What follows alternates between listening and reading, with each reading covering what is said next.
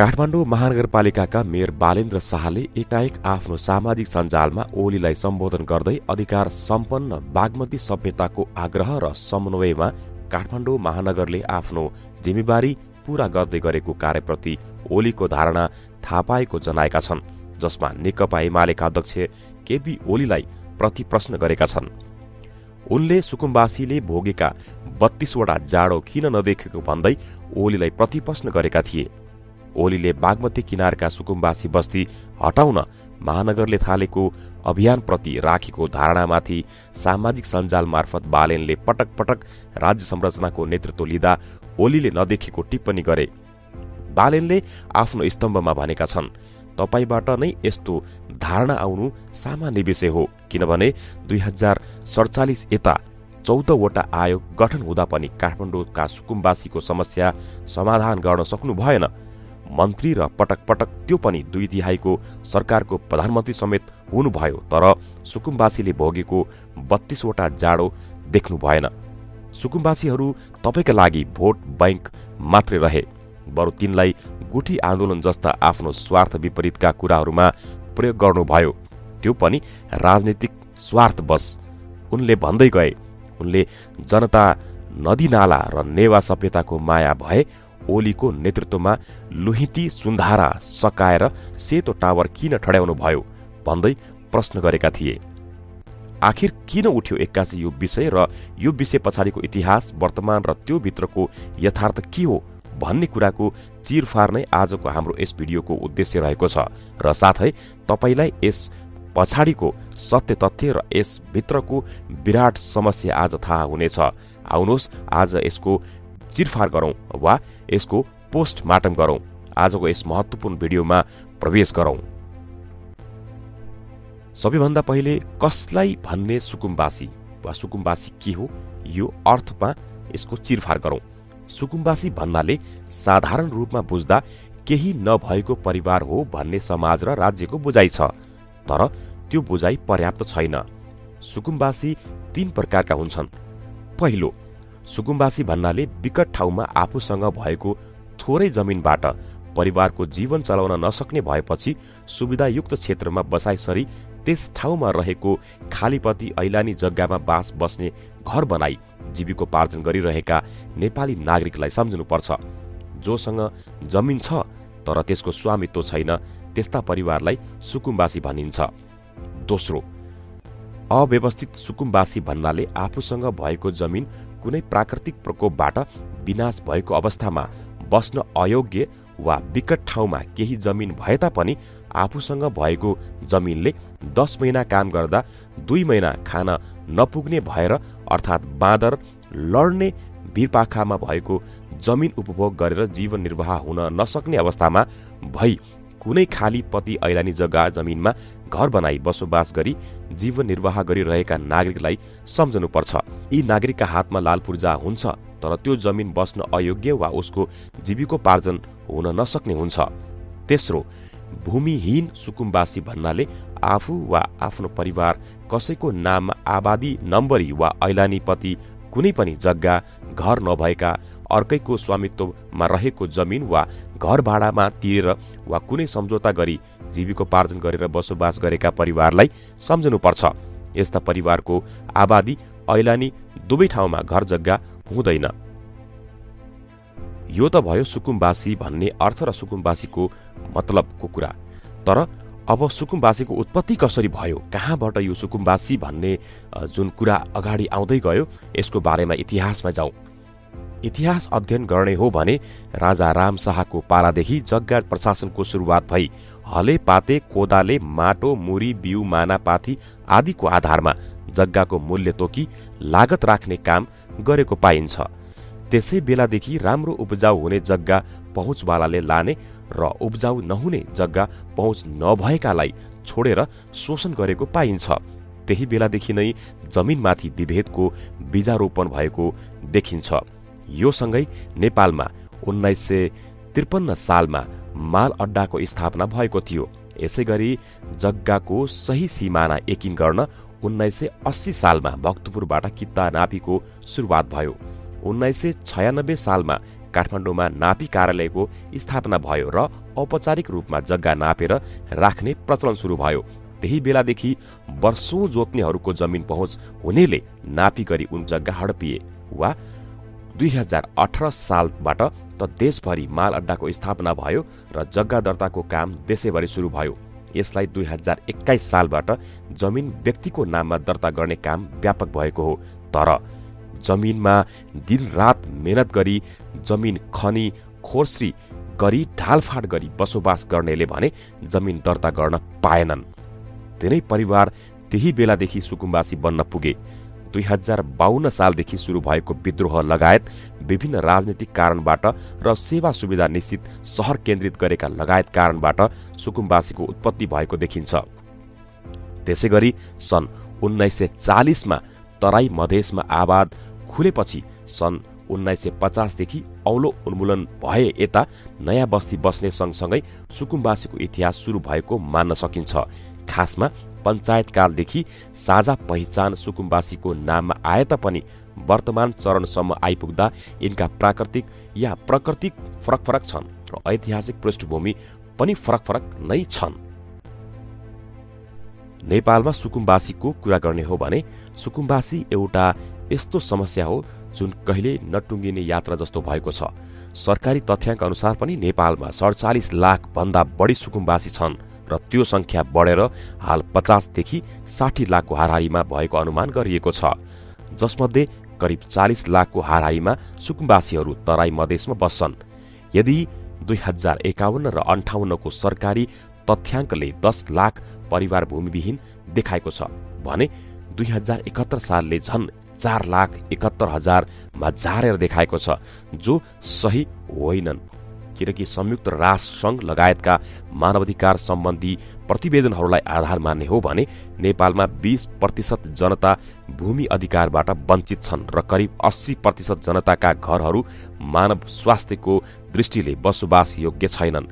सुकुम्बासीको विषयमा सिक्किमबाट आएकाहरूलाई सुकुम्बासी भनियो र हाल नेपालमा सुकुम्बासी छैनन् भन्ने केपी ओलीको ठट्यौलीपूर्ण परिभाषादेखि बृहत नेपाली शब्दकोशको खाना लाउन नपाएका गरिब सम्पत्ति विहीन असभ्य वा जंगली जस्ता शब्दले परिभाषित सुकुम्बासीहरूको विषयमा राज्य एकदमै गैर जिम्मेवार देखिएको छ।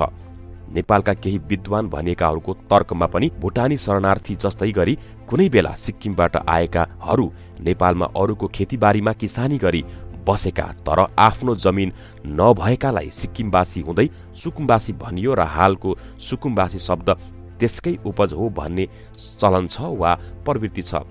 जे जसरी परिभाषित गरे तापनि नेपालको सन्दर्भमा सुकुम्बासी भनेका आफ्नो नाममा दर्ता पूर्जा वाल निजी जमिन नभएका र ऐलानी प्रति वा सार्वजनिक जमिनमा बसोबास गर्ने समुदाय भनेर चिनिन्छन्। अब कुरा गरौं सुकुम्बासीका केही अवस्था र समस्या। नेपालको समग्र सुकुम्बासी र भूमिहीनहरूको अवस्थालाई 3 वर्गमा राखेर हेर्न सकिन्छ। जस्तो कि पहिलो खाले सुकुम्बासी जग्गा छ, खेतीपाती गरेर खान्छन् तर जमिन नाममा छैन। दोस्रो खाले सुकुम्बासी जग्गा छ, वर्षौं कमाएर खाएका छन् तर जमिन अर्काको नाममा छ। तेस्रो खाले सुकुम्बासी सम्पत्ति छ, घर पनि ठुल्ठुला छन्, जमिन थोरै भए पनि सहर बजार र सडकको छेउमा छ तर नाममा छैन वा ऐलानी छ। यसलाई नै अव्यवस्थित बसोबास भन्न सकिन्छ र सायद सरकारले पनि त्यही भनेको छ। अझ स्पष्ट रूपमा भन्नुपर्दा 3 पुस्तासम्म जमिन नाममा नभएकालाई सुकुम्बासी र कहीँ कतै केही जमिन नभएकालाई अव्यवस्थित बसोबास भन्ने परिभाषा सरकारी आयोगले गरेका छन्। यस्ता अव्यवस्थित बस्ती पूर्व पश्चिम राजमार्गको विभिन्न ठाउँमा सहरकै रूपमा विकास भएका छन्। यसमा पनि सुकुम्बासी र अव्यवस्थित बस्तीहरू खास गरेर खोला नालाको छेउ, वनजङ्गलको छेउ, सहर बजार र सडक छेउ, पहाड र चुरेको घाँच अनि मानव बस्तीको आसपास रहेका छन्। यसरी बसेका सुकुम्बासीहरूको साझा समस्या भनेको सरकारले कति बेला उठीबास गर्ने हो, बाढी र पहिरोले कति बेला बगाउने हो, रैथाने बस्तीका मानिसहरूको र जंगली जनावरको आक्रमणबाट कति बेला परिने हो भन्ने त्रासमा बाँच्नु रहेको छ। मतलब सुकुम्बासी र भूमिहीनहरूको जिन्दगी भनेको अनिश्चय र त्रासमा रुमलिएको छ। यसबाट मुक्ति नै यिनको पहिलो लक्ष्य हो र त्यो भनेको भूमिको मालिक हुनु भनेको हो। काठमाडौँ महानगरका मेयर बालेन शाहले सुकुम्बासी मतदाताहरूलाई सधैँ आश्वासनको ओइरो किन दिइयो वा किन दिइन्छ भन्ने कुरा गर्दा जब निर्वाचन आउँछ तब चर्चामा हुन्छन् सुकुम्बासी। मुलुकको सुकुम्बासी समस्यालाई दलहरूले बनाएको एजेन्डा अनुसार कार्यान्वयन भएको भए सबैले लाल पूर्जा पाएर 10 वर्ष पहिले नै नेपाल सुकुम्बासी मुक्त राष्ट्र घोषणा भइसकेको हुन्थ्यो। आजको दिनमा सुकुम्बासीका नाममा कसैले नारा लगाउने अवस्था आउँदैन थियो। जनताको समस्यालाई मजाक ठानेर हरेक निर्वाचनमा चुनावी एजेन्डा बनाउँदै आफ्नो स्वार्थपूर्ण सत्ता आरोहणको भर्याङ मात्र बनाउने दलहरूको बदनियतपूर्ण अभिष्टलाई सुकुम्बासीले बिस्तारै बुझ्न थालेका छन्। लाल पूर्जाको आशमा जीवन नै राजनीतिक दलहरूलाई समर्पित गर्ने देशका एक हिस्सा माथिको भ्रम अनि झुटको राजनीतिप्रति आम सुकुम्बासीमा वितृष्णा पैदा हुन थालेको छ, जसका कारण जीवनको 40 वर्ष खानी खोर्सी गरेर रगत र पसिना बगाएर पति ऐलानी जमिनमा बास बस्ने घर बनाई बसोबास गरिरहेका र पटक पटक भोट हाल्दै आएका 80 वर्षका बा आमाको लाल पूर्जा हेरेर मर्ने अन्तिम इच्छा पनि पूरा हुन सकेको छैन। जमिन जोत्नेको, घर पोत्नेको, क्रान्तिकारी भूमि सुधार जस्ता नारा लगाएर सुकुम्बासीकै अथक मेहनत र बलिदानपूर्ण सङ्घर्षबाट स्थापना भएको संघीय लोकतान्त्रिक गणतन्त्रात्मक व्यवस्थामा पनि सुकुम्बासी समस्या समाधान नहुनु यो व्यवस्थाप्रतिकै अपमान हो। सुकुम्बासी मतदाताहरूलाई आश्वासनको ओइरो मात्रै भन्ने कुरा गरिसकेपछि आखिर किन चाहँदैनन् दलहरू सुकुम्बासीलाई अधिकार दिन? यो कुरा पनि आज चिरफार गरौं। दलहरूले सुकुम्बासी मतदाताहरूलाई चुनावका बेला सुनका अण्डा पार्ने कुखुराको रूपमा हेर्ने गरेका छन्। आफ्नो चुनावी नारा अन्त्य हुने डरले सबै राजनैतिक दलहरू सुकुम्बासीलाई सधैँ सुकुम्बासी राखेर सत्ता आरोहणको खुड्किला बनाउन चाहन्छन्। सुकुम्बासी र बेरोजगारी समस्या मुलुकमा रहेनन् भने पार्टीको भोट माग्ने नारा समाप्त हुन्छ। त्यही डरले पार्टीहरूले सुकुम्बासीको मुद्दालाई सधैँ जीवित राख्छन्। यो नेपालको सबैभन्दा ठूलो र हरेक पार्टीलाई सत्ता आरोहण गराउन निर्णायक भूमिका खेल्न सक्ने हैसियत भएको मुद्दा भएकाले दलहरूले यसलाई जीवित राखेर आफ्नो राजनीतिक अभिष्ट पूरा गर्ने हतियार बनाउन चाहन्छन्। समाधानपछि आफ्नो ढाड छलको राजनीति अन्त्य हुने डरले उनीहरू यो समस्यालाई जीवित राख्न चाहन्छन्। सुकुम्बासीहरूको लागि संविधानको परिभाषा के छ, नेपालको कानूनले के भन्दो रहेछ भन्ने कुरामा नेपालको संविधानको धारा 37ले प्रष्ट रूपमा सबै नागरिकलाई समान रूपमा भूमि र सुरक्षित बसोबासको हक हुने भनेको छ। त्यस्तै मानवाधिकारको विश्वव्यापी घोषणापत्र सन् 1948 को धारा 13, 910 र आर्थिक सामाजिक सम्बन्धी अन्तर्राष्ट्रिय प्रतिज्ञा पत्र सन् 1966 को धारा 11, 910 ले समेत हरेक नागरिकको स्वतन्त्रपूर्वक बसोबास गर्न पाउने, जिउन पाउने अधिकार हो भनेको छ।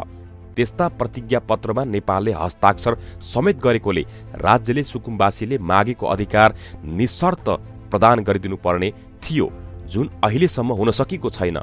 देशको एक हिस्सा 1/3 मतदातामाथि हरेक पटक झुक्क्याउने काम मात्र भएको छ। आखिर सुकुम्बासीको समस्यामा राज्यको प्रयास किन फेल भयो त, कहाँ फेल भयो त भन्ने कुरामा हामीले इतिहासलाई एकपटक फर्केर हेर्ने हो भने 2013 सालमा तत्कालीन सरकारले राप्ती नदीबाट प्रभावित भई आफ्नो घर जग्गा गुमाएर घरबारविहीन सुकुम्बासी बन्न पुगेका नेपाली नागरिकलाई घर जग्गाको व्यवस्था गर्ने काम सुरु गरेको थियो, जुन काम अधुरै रह्यो। त्यसपछि 2016 सालमा वन क्षेत्र सुदृढीकरण आयोग बनाइयो। 2026 सालमा पुनर्वास कम्पनी नामक आयोग बनाएर जग्गा वितरण गरियो। 2046 सालको आन्दोलनपछि त हरेक सरकारले सुकुम्बासी आयोग बनाएर काम गरे।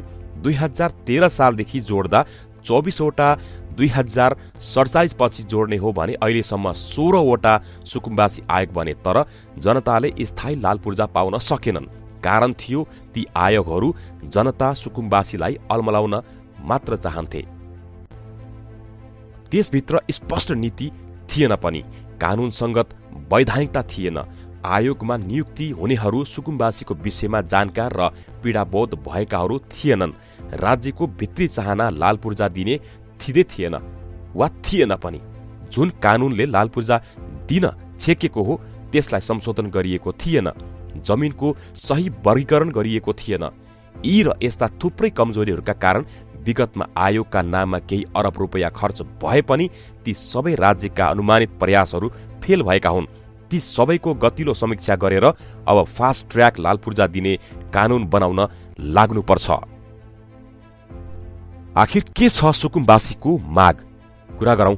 लाल पूर्जा पाउने आशामा पटक पटक भोट हालेका सुकुम्बासीको मुख्य माग बसोबास गरेको आधारमा निशर्त स्थानीय तहको सिफारिसमा मालपोत कार्यालयबाट फास्ट ट्र्याक मार्फत भूस्वामित्वको लाल पूर्जा दिइयोस्। जोखिम मुक्तलाई बसेकै ठाउँमा र जोखिम युक्तलाई समुदायको सहमतिमा त्यही वडाभित्र लाल पूर्जा सहितको स्थायी व्यवस्थापन गर्नु अर्को माग हो। त्यसका अलावा निशुल्क स्वास्थ्य र शिक्षा, प्रत्येक घरलाई 20 वर्षका लागि निर्ब्याजी आवास निर्माण ऋण सहायता, भौतिक पूर्वाधार विकास, एक घर एक रोजगार, समुदायको भौतिक पूर्वाधार विकास, उधारोमा भोट माग्ने प्रथाको अन्त्य गर्ने लगायत माग छन्। सुकुम्बासी समस्या समाधान आयोग र सरकारको सबैतिरबाट समीक्षा गर्ने हो भने 2046 सालको राजनीतिक परिवर्तन पश्चात मुलुकभरका भूमिहीन सुकुम्बासी तथा अव्यवस्थित बसोबासलाई जग्गा उपलब्ध गराउने भन्दै 2047 माघमा बलबहादुर राईको अध्यक्षतामा सुकुम्बासी समस्या समाधान आयोग गठन भयो। त्यो आयोगले सुकुम्बासी तथा अव्यवस्थित बसोबासलाई के कसरी व्यवस्थित गर्ने सन्दर्भमा कार्ययोजना मात्रै बनाइयो, अन्य कुनै ठोस कार्य गर्न सकेन। 2048 मार्गमा कृषि मन्त्री शैलजा आचार्यको अध्यक्षतामा सुकुम्बासी समस्या समाधान आयोग गठन भयो। यो आयोगले 1276 घर परिवारलाई 2296 बिघा जग्गा वितरण गर्यो। 2051 साल मार्गमा ऋषिराज लम्सीको अध्यक्षतामा गठन भएको सुकुम्बासी समस्या समाधान आयोगले 58,340 घर परिवारलाई 21,974 बिघा जमिन वितरण गर्यो। अहिले सम्मकै सबैभन्दा धेरै ऐलानी जग्गा सुकुम्बासीलाई वितरण गर्ने यो पहिलो आयोग थियो। तथापि अधिकांश जग्गा आफ्नो पार्टी कार्यालयलाई वितरण गरेको आरोप त्यतिबेलै राष्ट्रिय तथा स्थानीय स्तरका सञ्चार माध्यमहरूबाट सुनेकै हो र आजसम्म पनि सुन्दै आएका छौं। समाधान आखिर के हो त समाधान? यसतिर पनि लागौं। नेपालको सन्दर्भमा भूमिहीन किसान भनेको प्रमुख उत्पादक शक्ति हुन् र प्रमुख उत्पादनको साधन भनेको जमिन हो। जबसम्म उत्पादक शक्ति र उत्पादन सम्बन्धको मेल हुँदैन तबसम्म त्यो देशको विकास र उन्नति पनि हुँदैन। तसर्थ नेपाली समाजको परिवर्तनको पहिलो शर्त नै सुकुम्बासी र भूमिहीन किसानको हातमा जमिन प्रदान गर्नु हो। आजभन्दा झण्डै 20 वर्ष पहिला बडाल आयोगको प्रतिवेदनमा उल्लेख भए बमोजिम 20 लाख कृषि श्रमिक र 10 लाख भूमिहीन किसान भएको उल्लेख छ र हाल त्यसको संख्या तेब्बर भएको अनुमान छ। नेपालमा श्रमचोर वर्गभन्दा श्रमशील वर्ग धेरै छन्, तर राज्यको सम्पूर्ण समाधान स्रोत त्यही श्रमचोर वर्गसँग भएकोले नेपाली क्रान्तिको पहिलो कर्तव्य भनेको श्रमचोर वर्गसँग रहेको उत्पादनको साधनलाई खोसेर श्रमशील वर्गको हातमा दिनु हो। यसकै उद्देश्य अनुरूप आज नेपालमा कृषि क्रान्ति, क्रान्तिकारी भूमि सुधार र एकीकृत जनक्रान्तिको बहस अगाडि बढेको छ। यही बहस स्वरूप नै माथि उल्लेखित शीर्षकमा राष्ट्रिय स्तरको अन्तर्क्रिया कार्यक्रम आयोजना गरिएको हो, जसको साझा निष्कर्ष यस प्रकार रहेको छ। 1 नम्बर, नेपालको भूमि व्यवस्थापन अवैज्ञानिक र अव्यावहारिक छ, जसलाई बदल्नुपर्छ। नम्बर 2, नेपालको भूस्वामित्व दलालहरूको हातमा गइरहेको छ र नेपालमा दलाल पुँजीवाद हावी भएको छ। नम्बर 3, नेपालमा क्रान्तिकारी भूमि सुधार आवश्यक छ र त्यो चाँडै गरिनुपर्छ। नम्बर 4, नेपालका भूमिहीन र सुकुम्बासीहरूले अधिकार प्राप्तिको लागि सशक्त आन्दोलन गर्नुपर्छ। नम्बर 5, नेपालको सुकुम्बासी समस्या समाधान राष्ट्रिय सहमतिको आधारमा गरिनुपर्छ। सबै सुकुम्बासी तथा भूमिहीनहरू संगठित भई साझा अवधारणामा अगाडि बढ्नुपर्छ। नम्बर 6, सुकुम्बासीको समस्यालाई कानूनी र मानवाधिकार दुवै पाटोबाट हल गरिनुपर्छ। नम्बर 7, सुकुम्बासीको वैकल्पिक व्यवस्था नगरी राज्यले सुकुम्बासी बस्ती उठाउने कार्य गर्नु गलत छ। यसलाई तुरन्त रोक्नुपर्छ र राज्यले छिटोभन्दा छिटो समाधानको बाटो जानुपर्छ। नम्बर 8, राज्यले वास्तविक सुकुम्बासीहरूको वैज्ञानिक ढंगले पहिचान गर्नुपर्छ, पुरानो मापदण्ड बदल्नुपर्छ। नेपालमा सुकुम्बासी र भूमिहीनको समस्या आउनुमा यहाँको दलाल राज्य व्यवस्था नै मुख्य कारण भएकोले यसलाई बदल्नुपर्छ। जमिन राज्यको हुनुपर्छ र सबै नागरिक जमिनको मालिक हुनुपर्छ। आजको यो सुकुम्बासी सम्बन्धी महत्त्वपूर्ण भिडियो तयार पार्न हामीले विभिन्न सञ्चार माध्यम, विभिन्न अनलाइन सञ्चारका वेबसाइटहरूबाट साभार गरेकोले उहाँहरूलाई पनि विशेष धन्यवाद व्यक्त गर्न चाहन्छौँ।